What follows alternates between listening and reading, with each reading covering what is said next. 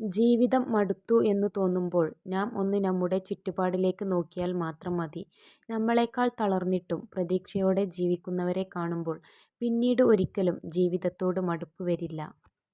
എപ്പോഴും വിനയം പ്രകടിപ്പിക്കുകയും നിസ്സാരമായ ഉപകാരങ്ങൾക്ക് കൃതജ്ഞത ഉണ്ടായിരിക്കുകയും ചെയ്യുക എന്നത് നമ്മുടെ വ്യക്തിത്വത്തിന് മാറ്റുകൂട്ടുന്നതാണ്.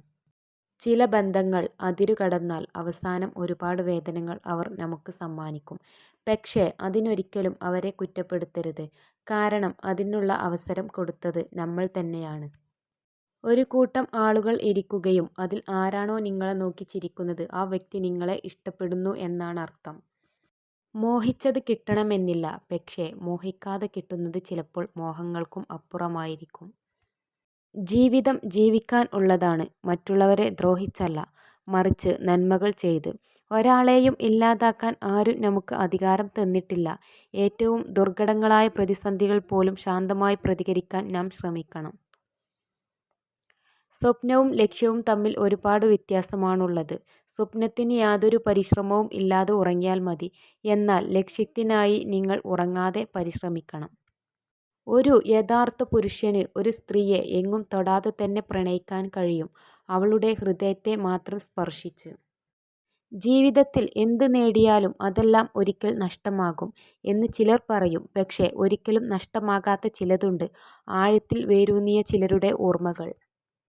നല്ല സൗഹൃദങ്ങൾ നൽകിയ സ്നേഹം എത്ര അകലങ്ങളിലാണെങ്കിലും മനസ്സിൽ നിന്ന് മായില്ല. മനുഷ്യൻ ജനിക്കുമ്പോൾ ശ്വാസം ഉണ്ടാകും, പേരുണ്ടാകില്ല. മരിക്കുമ്പോൾ ശ്വാസമുണ്ടാകില്ല, പേരുണ്ടാകും. ഈ വിശ്വാസവും പേരും തമ്മിലുള്ള അകലം ആണ് ജീവിതം. ആളുകൾ തിരക്കിലായിരിക്കുമ്പോൾ കൂടുതൽ സന്തുഷ്ടരായിരിക്കും. കാരണം ഇത് ജീവിതത്തിലെ നെഗറ്റീവ് കാര്യങ്ങളെക്കുറിച്ച് ചിന്തിക്കുന്നതിൽ നിന്ന് അവരെ തടയുന്നു.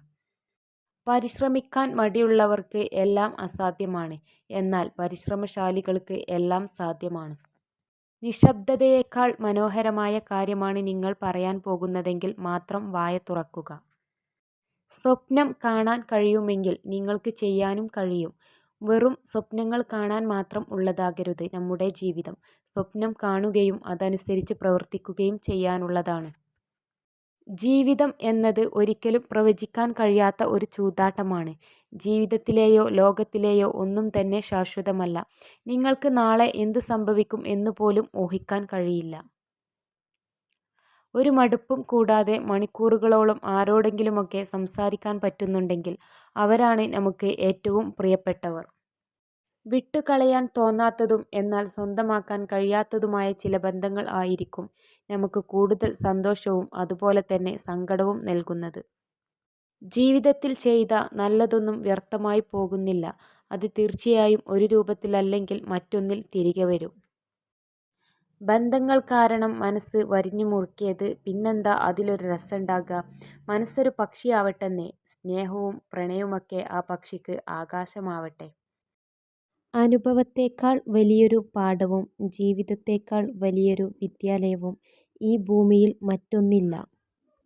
പഠനങ്ങൾ പറയുന്നത് വേഗത്തിൽ നടക്കുന്ന ആളുകൾ പൊതുവെ അവരുടെ കാര്യങ്ങളിൽ വളരെ തീവ്രതയുള്ളവരും അതുപോലെ തന്നെ ചെറിയ കാര്യങ്ങൾക്ക് പോലും എളുപ്പത്തിൽ സന്തുഷ്ടരാകുന്നവരും ആയിരിക്കും എന്നാണ്.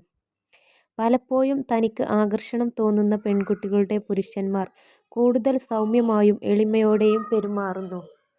എന്നാൽ പഠനങ്ങൾ അനുസരിച്ച് അങ്ങനെ പെരുമാറുന്ന പുരുഷന്മാരെ പെൺകുട്ടികൾ തന്നെ സൗഹൃദ മേഖലയിലേക്കാണ് പരിഗണിക്കുന്നത്. പ്രതിസന്ധികൾ ആവശ്യമാണ്. അത് ഉണ്ടാകുമ്പോൾ ആണ് പുതിയ വഴികൾ തേടുന്നതും കൂടുതൽ ഉയരങ്ങളിൽ എത്തുന്നതും. ആകാശത്തോളം വലിപ്പമുള്ള വെല്ലുവിളികളെപ്പോലും. ചില ബന്ധങ്ങൾ അതിരു കടന്നാൽ അവസാനം ഒരുപാട് വേദനകൾ അവർ നമുക്ക് സമ്മാനിക്കും. പക്ഷേ അതിനൊരിക്കലും അവരെ കുറ്റപ്പെടുത്തരുത്. കാരണം അതിനുള്ള അവസരം കൊടുത്തത് നമ്മൾ തന്നെയാണ്. ഒരിക്കലും ഒന്നിനും അടിമയാകാതിരിക്കുക. നമ്മൾ നമ്മളല്ലാതാകുന്നത് പലതിനെയും അന്ധമായി പിന്തുടരുമ്പോഴാണ്.